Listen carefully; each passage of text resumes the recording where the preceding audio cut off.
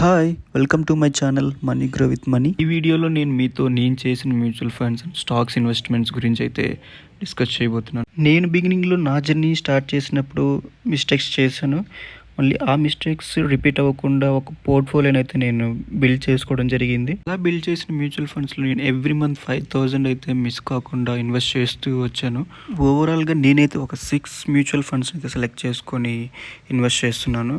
Present అయితే వాటి యొక్క గ్రోత్ అనేది ఎలా ఉంది, ఎంత సిఏజీ రిటర్న్ డెలివర్ చేస్తున్నాయో మీరైతే ఇప్పుడు అవి స్క్రీన్ మీద చూడొచ్చు. మ్యూచువల్ ఫండ్లో ఇన్వెస్ట్ చేసేటప్పుడు పోర్ట్ఫోలియో అనేది డైవర్సిఫై చేసి ఉంచుకోవడం అంటే చాలా బెటర్. సో నేను అందుకని ఒక small cap, multi cap, Nifty 100 index, PSU equity fund, debt hybrid fund అయితే సెలెక్ట్ చేసుకున్నాను.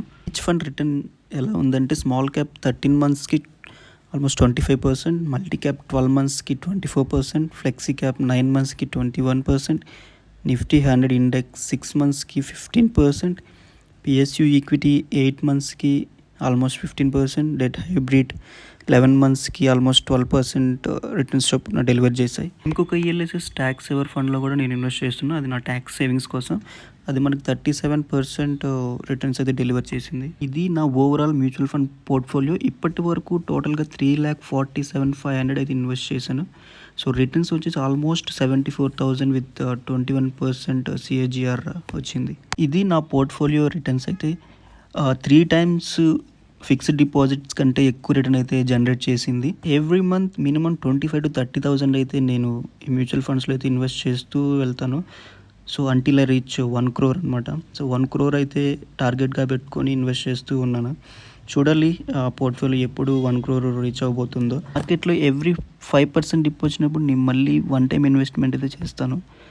నెక్స్ట్ ఇది స్టాక్స్ పోర్ట్ఫోలియో. ప్రెజెంట్ ఈ పోర్ట్ఫోలియోలో నేనైతే 2 ఈటీఎఫ్లు ఉన్నాయి, అలాగే 2 infra stocks, 2 power stocks, 1 health care stocks అయితే హోల్డ్ చేస్తున్నాను. ఫస్ట్ 2 అయితే ఈటీఎఫ్స్ అనమాట. సో ఇక ఫస్ట్ ఈటీఎఫ్లో అయితే నేను ఎవ్రీ మంత్ 5,000 అయితే అందులో కూడా ఇన్వెస్ట్ చేస్తూ ఉన్నాను. Each ETF and each individual stock యొక్క పర్ఫార్మెన్స్ అయితే మనం ఇప్పుడు చూస్తే కనుక, సో ఫస్ట్ ఈటీఎఫ్ వచ్చేసి 12% జనరేట్ చేసింది. సో మార్చ్ 24లో స్టార్ట్ చేశాను. సెకండ్ ఈటీఎఫ్ వచ్చేసి 6.53, ఇది జూన్ 24లో స్టార్ట్ చేశాను. సో వేరే పవర్ స్టాక్ అయితే ప్రెజెంట్ 130 షేర్స్ హోల్డ్ చేస్తున్నా, అది నెగిటివ్లో ఉంది.